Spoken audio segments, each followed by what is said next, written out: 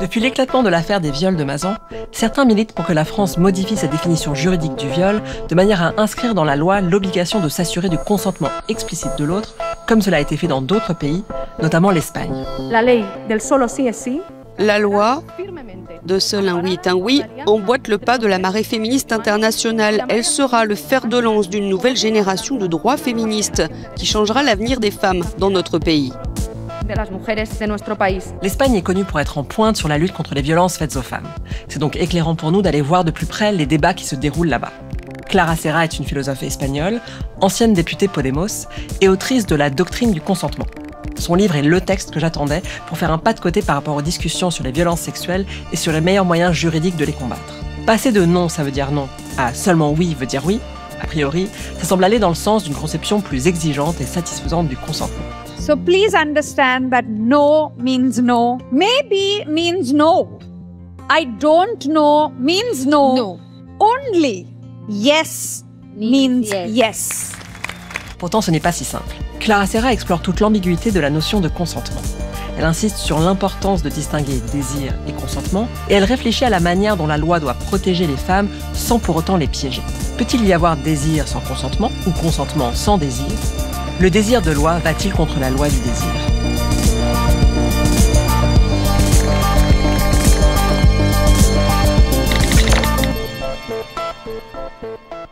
En Espagne, en 2016, une jeune femme est violée par un groupe d'hommes qui se filment et s'en vantent sur les réseaux sociaux. C'est l'affaire dite de la meute. Le 7 juillet 2016, pendant les fêtes très alcoolisées de Pampelune, 5 hommes de 27 à 29 ans imposent des rapports sexuels à une jeune fille de 18 ans, en état d'ivresse. Ils se surnomment la meute. Les agresseurs sont condamnés pour simple abus sexuel, car la femme n'avait pas explicitement exprimé un refus. Le jugement déclenche un mouvement de protestation massif. Ce n'est pas un abus sexuel, c'est un viol, un slogan qui a résonné dans une gigantesque manifestation hier à Pampelune. En 2019, la Cour suprême requalifie les faits de viol en réunion, considérant qu'il y avait bien eu intimidation. Mais en 2022, le gouvernement fait quand même voter une nouvelle loi qui supprime la distinction entre abus et agression. Tout acte sexuel sans consentement affirmatif explicite est reconnu comme un viol. Plus besoin de démontrer qu'il y a eu violence ou intimidation. Pour Clara Serra, ce changement de paradigme n'est pas un progrès. Cuando pensamos que el consentimiento es una palabra simple y que con nombrarlo en la ley quedan resueltos los problemas, dejamos de atender a los problemas que, por cierto, nos van a seguir interpelando después de nombrarlo en la ley. Seulement oui veut dire oui, c'est ça qui est dans la loi ? Bueno, este ha sido el lema con el que se ha defendido la ley. Se llama popularmente la ley del solo sí es sí.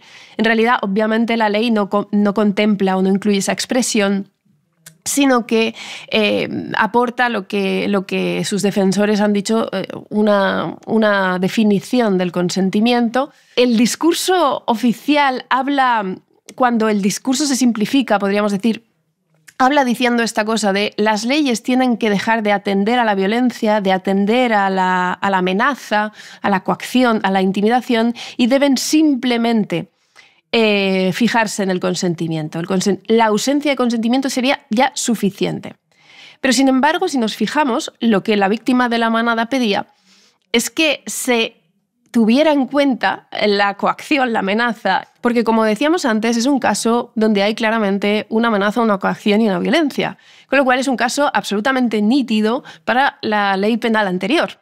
Es un caso en el que, además, yo diría, puesto que hay una situación coactiva o amenazante, la cuestión no es si esa chica dijo que sí.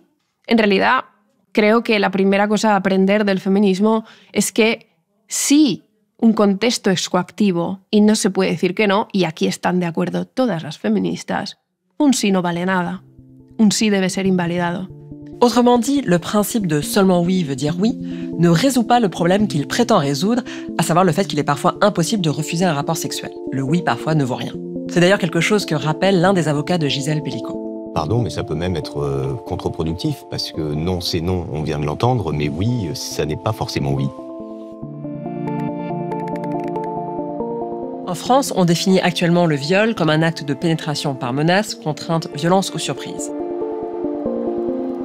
Toute Ces circonstances sont considérées comme incompatibles avec le consentement, mais le critère retenu n'est pas le oui ou le non de la victime, mais bien le comportement de l'agresseur. Et pour Clara Serra, ça ne doit pas changer. Pour comprendre sa position originale dans ce débat, on peut dire qu'elle rejette ce qu'elle considère comme deux écueils opposés sur le rôle que doit jouer le consentement dans la loi. Le premier, c'est celui des féministes radicales américaines, comme Catherine McKinnon, qui disent que le consentement est impossible, quel que soit le contexte, et qu'il faut donc se débarrasser complètement de cette notion. Catherine McKinnon es la mejor representante de una tradición feminista que considera que el consentimiento es una noción liberal, que presupone la igualdad de las partes y que el feminismo, en la medida en la que parte de una situación de profunda desigualdad estructural entre los hombres y las mujeres, siempre tiene que rechazar esta noción porque los hombres siempre tienen el poder, las mujeres nunca lo tienen y por tanto una mujer nunca está en condiciones verdaderamente libres para oponerse a la propuesta sexual de un hombre. Nunca una mujer está en igualdad de condiciones y por tanto el consentimiento solo recubre y legitima lo que es una cesión ante el poder del más fuerte, ¿no? Que es el hombre. Law continues to effectively assume, as I mentioned, the equality of the parties to sexual relations while ignoring the whole structure, the whole question really of how a person can be free in sex when they are structurally unequal in society as a whole. Pour Clara Serra, ce qui pose problème dans cette analyse, c'est le fait que Catherine McKinnon évacue la question du contexte spécifique du rapport sexuel. Selon elle, le consentement n'est jamais possible. Pourquoi ? Parce qu'elle assimile pouvoir et violence. Si la violencia no tiene unos límites claros, entonces cualquier forma de poder o de desigualdad de poder podemos llamarla violencia. Pero, como dirá Judith Butler, que se puede tener sexo en condiciones de desigualdades sin que eso implique violencia. Es decir, las personas son más o menos ricas y tienen relaciones. Son de una raza o de otra en un sistema donde hay determinadas maneras de estigmatizar y de racializar a determinadas personas. Es decir, ¿qué relación estaría totalmente libre de cualquier tipo de asimetría o desigualdad de poder? Si el poder inmediatamente vicia el consentimiento y, por tanto, hace indistinguible el sexo de la violencia sexual, entonces quizás el Estado tiene que prohibir relaciones sexuales donde la desigualdad de poder es la edad, que más allá de que seamos mayores de edad, 20 años de diferencia, obviamente implica una desigualdad de poder. A lo mejor tiene que plantearse que las desigualdades de clase ponen a una persona en situación de menor capacidad de consentir que la otra y lo vicia. Y a lo mejor tenemos que empezar a tomar esta deriva, que a mi juicio fue la deriva de ese feminismo norteamericano y que acaba directamente prohibiendo, por ejemplo, por ley, las relaciones, por ejemplo, entre profesores y alumnos, ¿no? ¿Es este el punto al que queremos llegar? Butler dirá no. El poder y el sexo, y reivindicará a Foucault para esto, me parece que no son... El sexo estará lleno de poder. De hecho, forma parte de la propia sexualidad. S'il y a une asymétrie de pouvoir dans le cadre d'une relation sexuelle, ça ne veut pas forcément dire qu'il y a violence. Il faut toujours regarder précisément le contexte. Mais Judith Butler va plus loin en disant que l'asymétrie de pouvoir fait même souvent partie du désir. Elle l'explique bien dans un entretien qu'elle avait accordé à la revue Vacarme. J'irais même jusqu'à dire, avec Michel Foucault, que le pouvoir et la sexualité sont coextensifs, qu'on ne trouvera pas de sexualité sans pouvoir. Je dirais que le pouvoir est une dimension très excitante de la sexualité. Lo que el derecho penal tiene que combatir es la violencia. La violencia. Y es el consentimiento el criterio con el cual lo vamos a resguardar. Yo creo que la izquierda había llegado a la conclusión de que el derecho penal no es la herramienta principal de transformación del mundo y de que precisamente las estructuras de poder, y el patriarcado lo es, no se juzgan en un tribunal, ¿no? Se juzga a individuos, pero el patriarcado no se combate en un tribunal.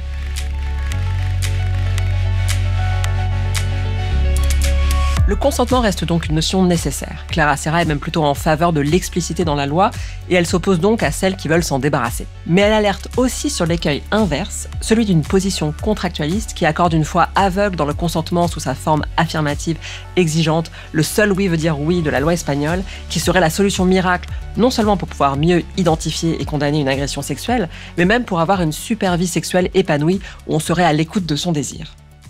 Demander le consentement, là, c'est sexy. Ça te permet même de t'arrêter, t'assurer que l'autre a du plaisir et donc que le moment soit encore plus excitant.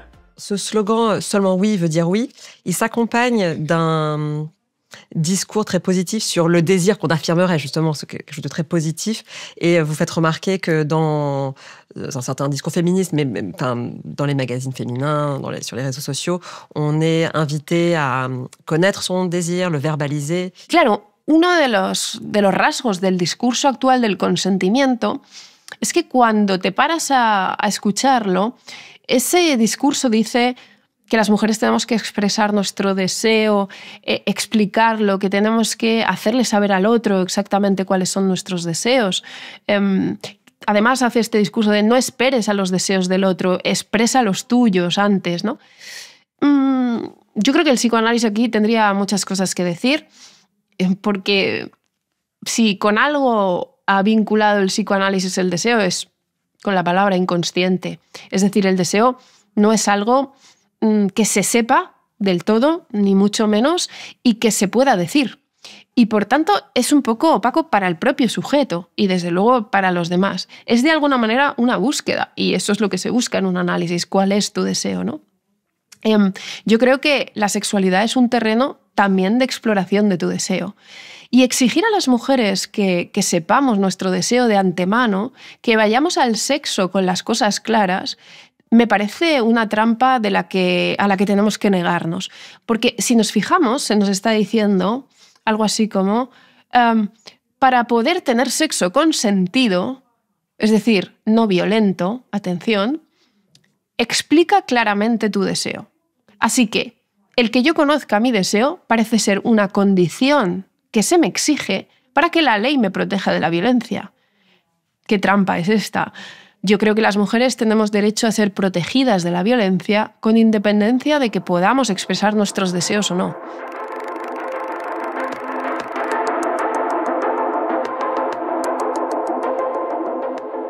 Yo creo que no todo se puede contratar, menos mal, y el deseo siempre estará más allá de los límites del contrato, siempre desbordará el contrato, nunca podrá ser apresado, digamos, por un pacto explícito y, sinceramente, creo que eso es lo que debemos conservar.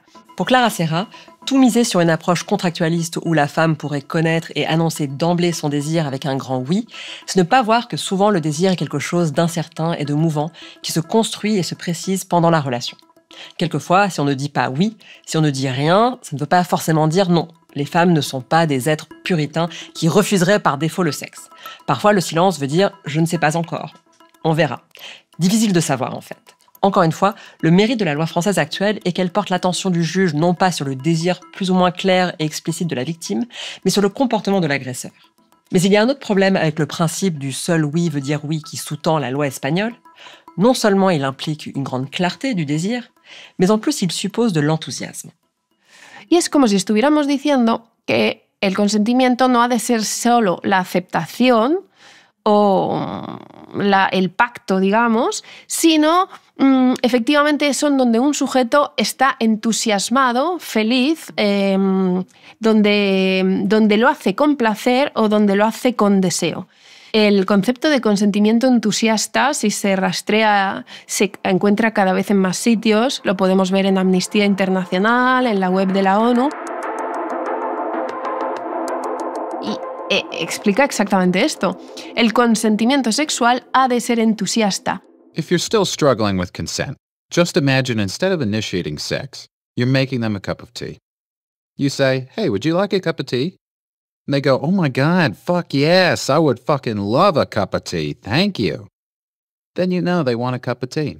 Lo que está diciendo ese discurso es, el consentimiento no puede ser solo la expresión de una voluntad, y así ha sido definido clásicamente el consentimiento, sino la expresión de un deseo. Como si el deseo fuera un plus de verdad, o como si el deseo, la aparición del deseo, legitimara el consentimiento verdadero y lo distinguiera del falso. El falso sería un consentimiento por la mera voluntad, pero sin placer, y el verdadero consentimiento implicaría necesariamente el deseo. Bien, esto me parece que nos hace entrar en un territorio que yo considero profundamente peligroso. Creo que no es competencia de la ley entrar en la cuestión del deseo profundo de los sujetos.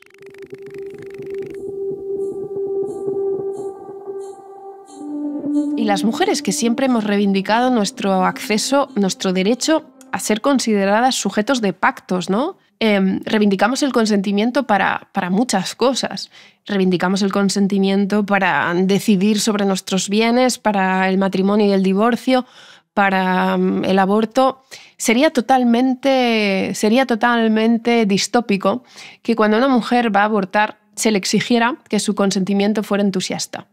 Tú solamente consentirás verdaderamente a esta decisión de abortar si te vemos muy entusiasmada con la decisión. Pero es como si en el sexo no cupiera el conflicto del sujeto, el propio psiquismo donde el ser humano yo creo que tiene conflictos internos, ¿no?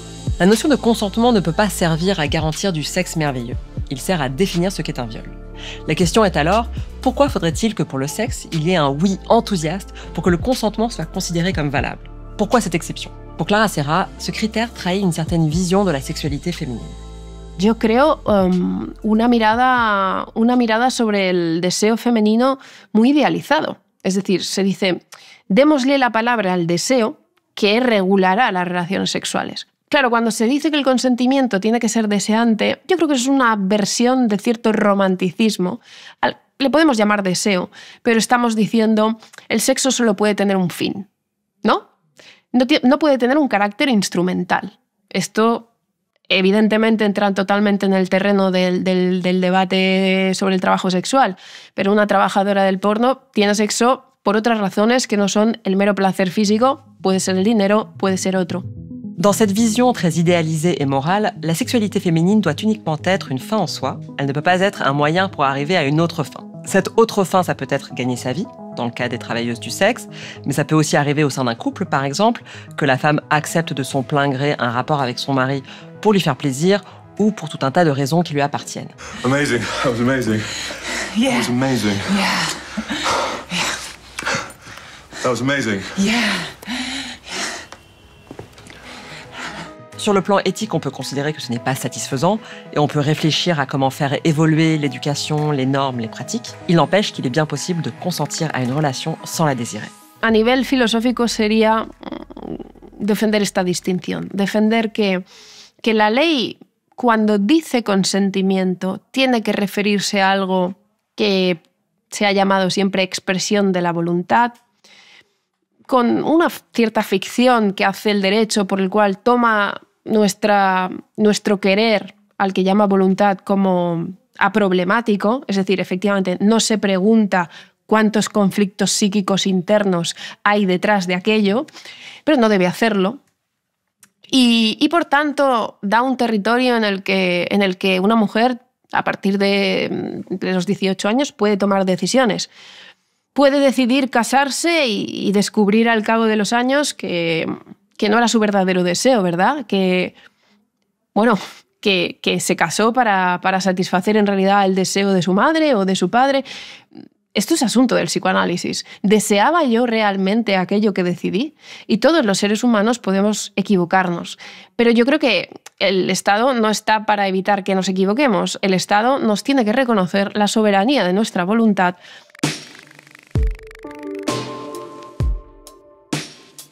Il est donc primordial de distinguer consentement et désir. On peut consentir au sexe sans le désirer, et dans ce cas-là, on ne parle pas de viol. Mais à l'inverse, il y a des contextes où l'on va considérer collectivement que même s'il y a potentiellement du désir, il n'y a pas de consentement possible, et on l'inscrit dans la loi. C'est le cas des rapports avec les mineurs, par exemple. En France, toute relation sexuelle entre un majeur et un mineur de moins de 15 ans est désormais un viol.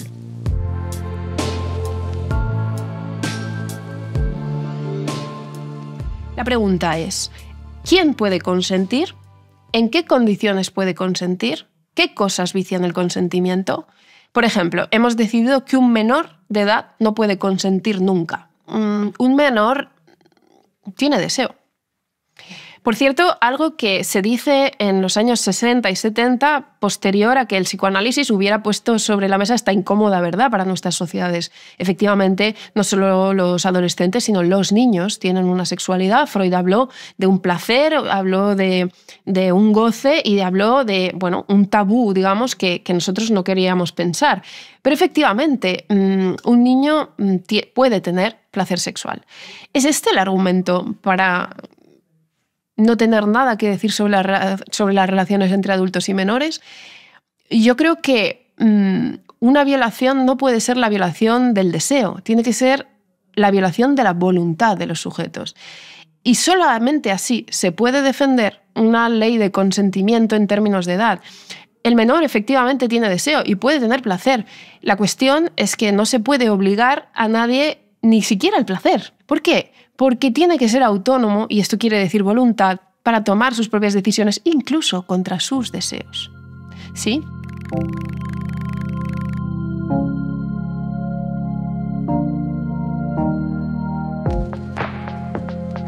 Qu'il y ait consentement sans désir ou désir sans consentement, dans tous les cas, la loi ne doit se préoccuper que de consentement, de l'expression de la volonté. Les avocats des deux parties ne doivent pas avoir à discuter de s'il y avait ou pas du désir chez la victime.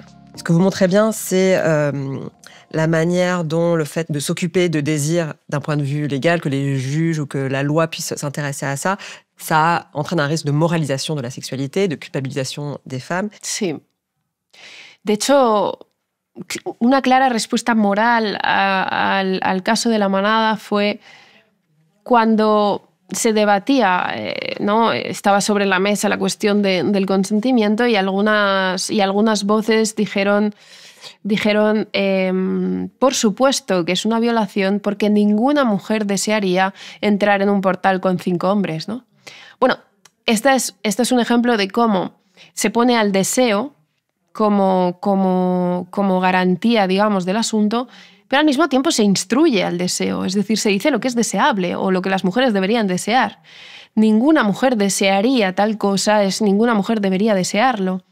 Cuando la cuestión no es esa, la cuestión es que esa chica no había podido consentir libremente y, por tanto, eso quiere decir no había podido decir libremente si quería o no quería, si sí o si no, a esa escena. Otra chica podría quererlo y nadie creo que tendría nada que decir. Si no, reproducimos un discurso totalmente moralista en donde al final, efectivamente, la ley seguirá haciendo lo que ha hecho toda la vida, porque de ahí venimos, es juzgar a las mujeres permanentemente por sus deseos. Venimos de ese lugar, venimos del lugar desde el cual las leyes contra la libertad sexual no eran leyes para proteger la libertad de las mujeres, eran leyes para proteger la honestidad de las mujeres, ¿no? Se protegía a las mujeres casadas con hombres, pero no se protegía a las mujeres solteras, no se protegía a las mujeres trabajadoras sexuales porque eran mujeres deshonestas y, por tanto, ellas se lo buscaban, ¿no? Es muy peligroso ese discurso, pero con una mirada feminista creo que tenemos que considerar que está muy enraizado en los cimientos de nuestra sociedad y que darle al derecho la posibilidad de acceder al deseo es darle a un poder estatal la posibilidad de entrar en la cuestión de los deseos correctos e incorrectos, ¿no? Poco me fiaría, siendo feminista, de este gran poder puesto en manos de jueces, fiscales, abogados y policías, ¿no? Certains n'attendent plus rien du consentement, qui serait impossible, et d'autres en attendent beaucoup trop, comme s'il pouvait être la garantie d'une sexualité épanouie. Pour Clara Serra, ce concept reste un outil juridique pertinent pour lutter contre les violences sexuelles, à condition d'être lucide sur son ambiguïté et ses limites. De fait, le consentement des femmes n'est pas toujours complètement libre. Mais le principe du « seulement oui veut dire oui » ne règle pas ce problème, et en plus, il risque de mener tant à une expansion de la sphère pénale qu'à une moralisation de la sexualité. La liberté sexuelle des femmes nécessite une loi qui reconnaisse notre volonté sans prétendre connaître notre désir.